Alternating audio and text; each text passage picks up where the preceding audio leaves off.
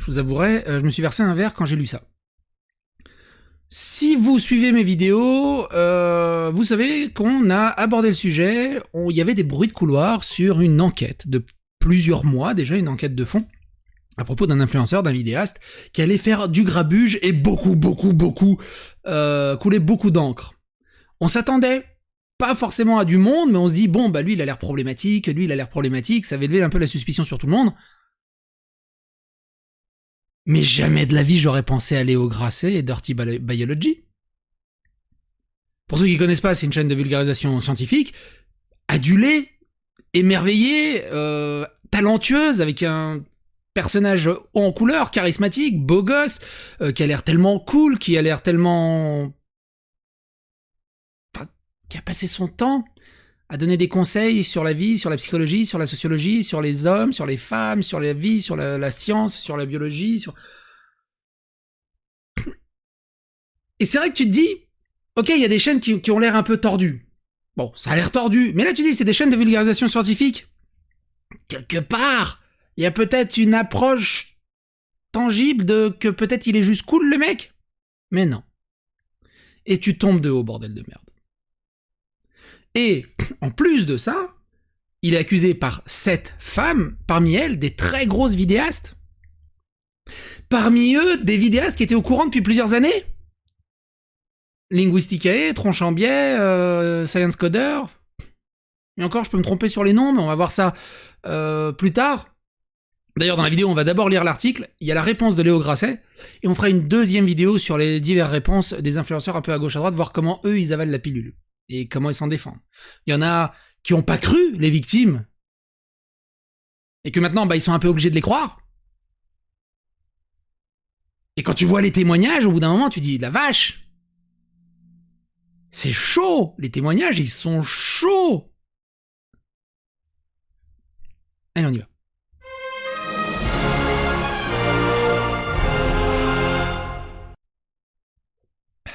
Et on verra pas les pires témoignages, vous allez voir. Star de YouTube, Léo Grasset est mis en cause par plusieurs femmes. À la tête d'une chaîne spécialisée de vulgarisation scientifique, le trentenaire est mis en cause par plusieurs vidéastes. L'une d'entre elles est accusée de viol. 7 autres affirment avoir subi des violences psychologiques sexuelles ou avoir constaté un comportement jugé problématique. Questionné, il n'a pas souhaité répondre. Alors, l'article sur Mediapart est réservé aux abonnés. Je vous rappelle que Mediapart n'a pas de publicité, n'a pas de truc, il ne vit que par les abonnements. Donc tu peux totalement comprendre que ça soit derrière des paywalls.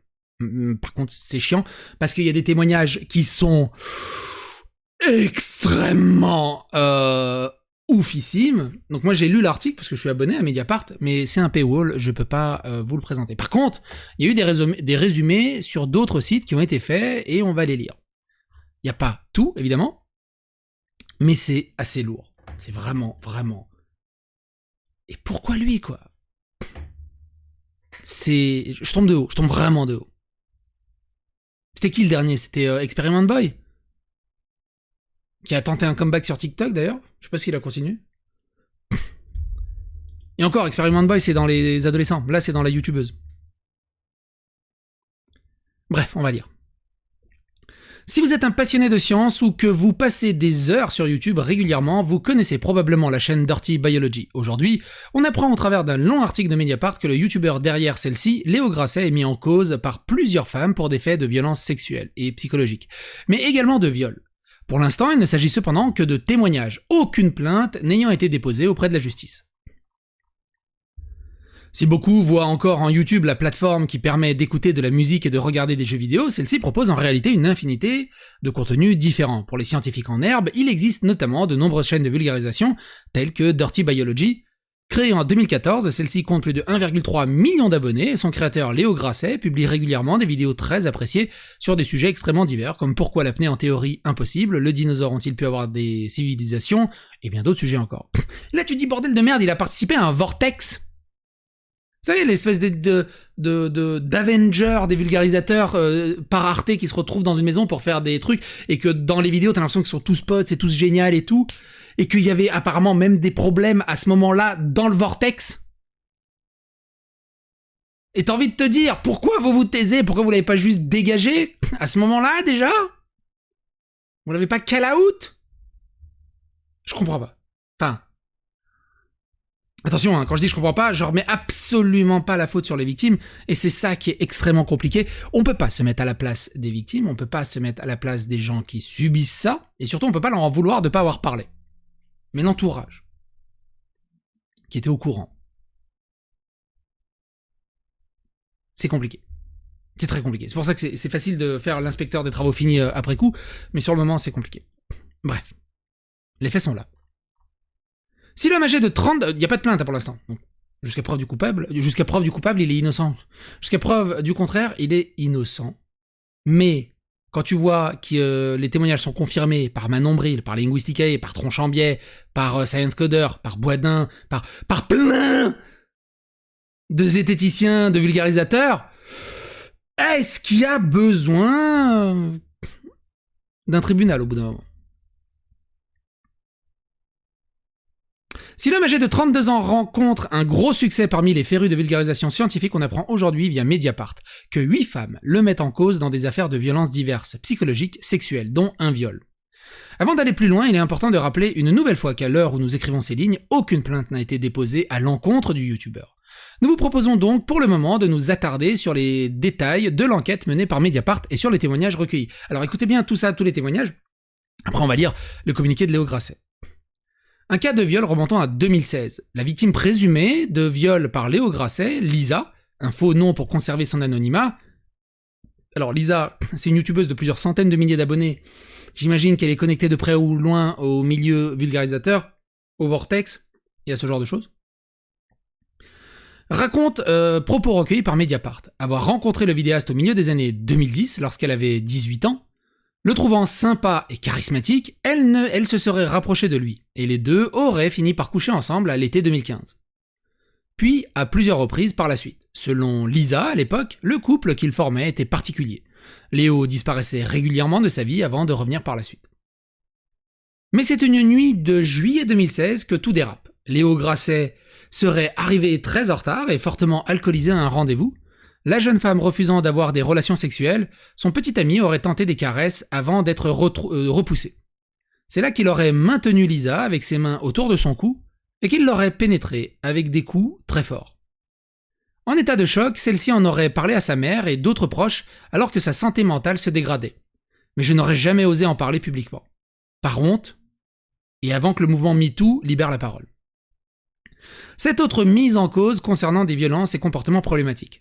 Une comédienne proche de Lisa, qui aurait rencontré Léo Grasset au Québec en 2017, affirme quant à elle que ce dernier aurait accusé Lisa d'être une stalkeuse, tout en s'exprimant « et moi, je lui ai bien défoncé les muqueuses ». Entre autres propos dégradants régulièrement tenus à son égard, une forme de violence psychologique aux conséquences importantes. Les propos du trentenaire ont en tout cas, selon toute vraisemblance, choqué dans sa sphère privée. C'est fou de mesurer combien Léo a réussi à créer une bulle et à l'évincer. On s'est senti extrêmement coupable d'être tombé là-dedans, déclare un autre vulgarisateur scientifique, propos relayés par Mediapart. De son côté, Léo Grasset se serait excusé auprès de Lisa, pour la nuit du juillet 2016, et aurait évoqué une erreur de jeunesse. C'est à partir de 2020 que le regard de nombreux proches du vidéaste aurait changé à son sujet. Plusieurs femmes, ayant eu des relations, témoignent ainsi d'un comportement problématique, voire pire. Ayant accepté de témoigner sans anonymat, la youtubeuse Marine Perrin, Marinette, explique qu'il aurait beaucoup de mal avec la notion de consentement. Par exemple, crier le mot « arrête » ne l'empêche pas du tout de continuer, évoquant une relation sexuelle datant de 2018, selon un message qu'elle avait envoyé à un proche pour lui parler du problème. Quant aux 6 autres femmes, elles évoquent des violences psychologiques ou un comportement toxique. Léo Grasset se montrant selon elle particulièrement possessif, voire imposant, une situation d'emprise, avec des dizaines de messages par heure et un comportement très changeant, aboutissant souvent à des remarques sexistes et parfois à des violentes insultes. Évidemment, sur Twitter, la réaction de nombreuses continue de pleuvoir. Léo Grasset était sans nul doute mon vulgarisateur préféré, un modèle de vie à suivre, inspirant. Je suis dévasté. Comme quoi, l'effet de halo, un énorme soutien aux victimes. De son côté, l'intéressé n'a pas réagi publiquement pour le moment, mais ça, il a réagi. Par contre, les avocats de Léo Grasset ont réagi.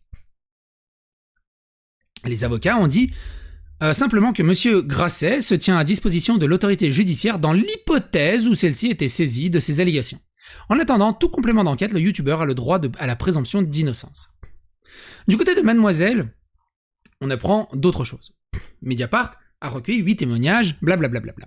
À ces voix s'ajoute aussi celle de plusieurs confrères auprès desquels certaines de ces femmes se seraient confiées, qui affirment vouloir soutenir publiquement les victimes, tels que Arnaud Gantier de la chaîne Stupid Economics, ou encore Théo de la chaîne Balade Mentale. D'ailleurs en plus, je sais pas pourquoi je mélange tout le temps Balade Mentale et Dirty Biology. J'avais vraiment une espèce de dissonance cognitive maximum où je me disais « c'est la personne que j'aime et il vient de se passer ça », raconte-t-elle. Elle s'en est par la suite confiée à plusieurs personnes de son entourage. Les choses ne s'arrêtent pas là puisque Léo Grasset aurait ensuite terni fortement la réputation de la jeune femme. Léo porte une énorme responsabilité dans la décrédibilisation de Lisa. Il nous l'a présentée systématiquement comme une mythomane et il a fini par réussir à la faire passer pour une folle incompétente. Lisa, c'est le nom de ma fille aussi, ça fait bizarre. Rapporte un youtubeur qui regrette de s'être laissé berner. Par peur de ses conséquences sur son travail et sa carrière, Lisa ne va pas porter plainte. C'est ça le truc. C'est qu'il y a des ultra fans de Léo Grasset, ou des ultra... C'est trop souvent le cas, hein, des ultra fans, on va dire, d'un harceleur ou d'un auteur d'actes répréhensibles. Mais comme il est ultra connu, tu as des fans ultra aveuglés qui vont défoncer la victime, parce qu'ils ont osé écorcher sa sainteté. Et ils sont dans un déni total des réalités.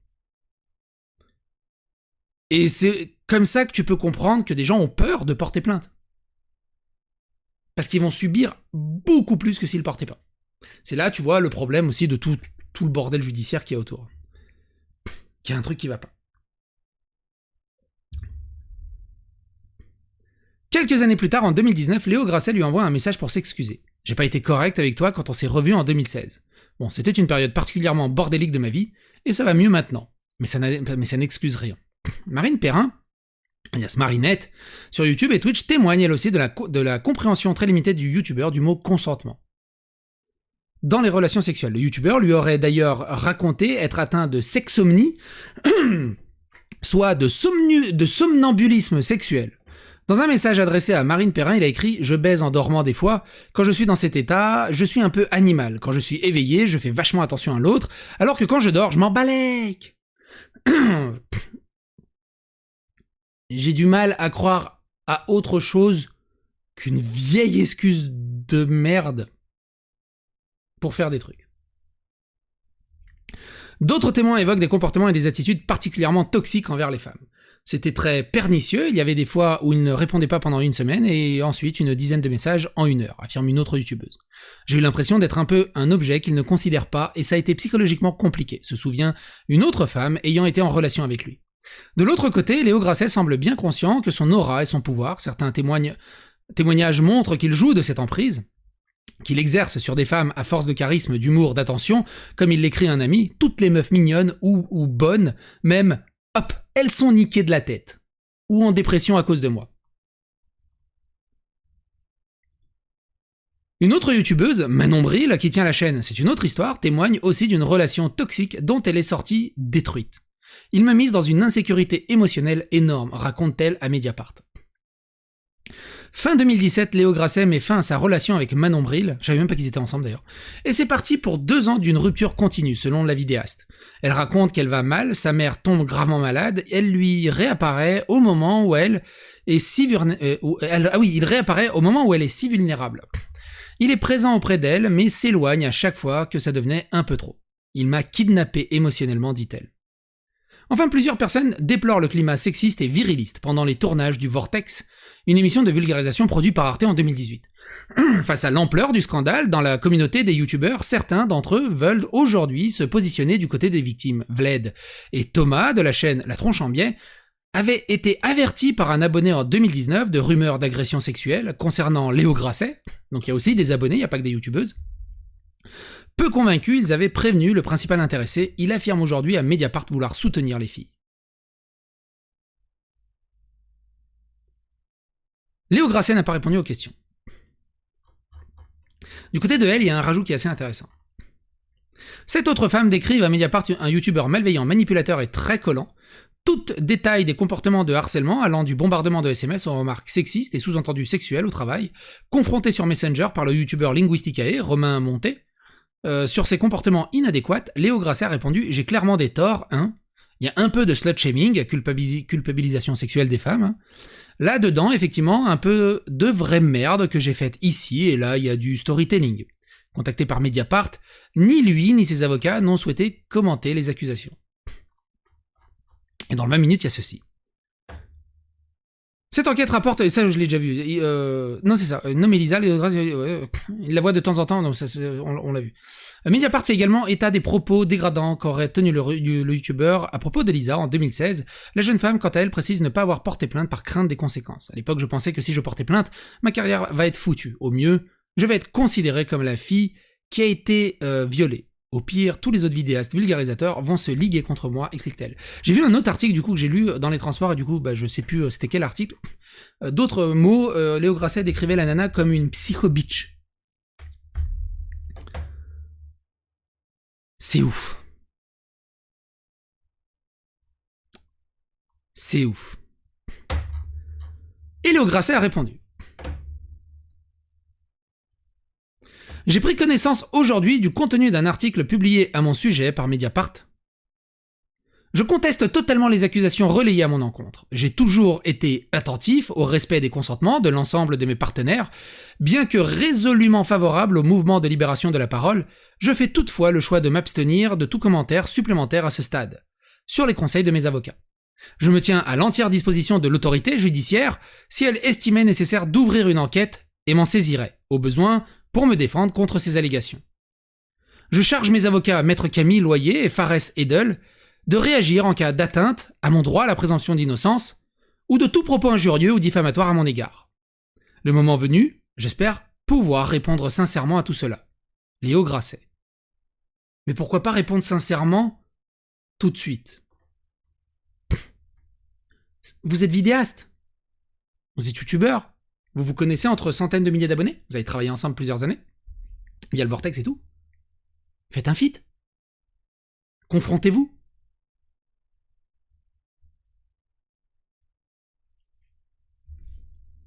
Pourquoi se cacher derrière des avocats? Et ça, c'est un truc que je comprends pas. Ça, c'est un truc que je comprendrai pas. Que je comprends jamais. C'est les premiers à critiquer le gouvernement, la police, l'État, la justice et tout. Et dès qu'il y a un petit problème, avocat, police.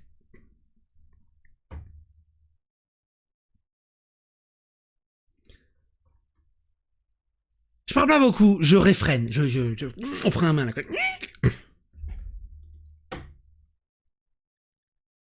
Quoi qu'il en soit, n'hésitez pas à partager autour de vous pour mettre un maximum de monde au courant. Donnez vos avis, vos opinions dans les commentaires. Essayez d'être posé. Parce que de toute façon, ça sert à rien d'aller insulter, ça sert à rien, ça va rien avancer.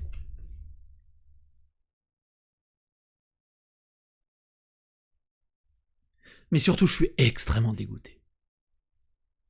Extrêmement dégoûté.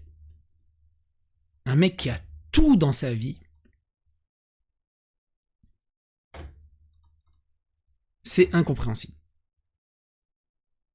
Bref. À bientôt pour d'autres aventures.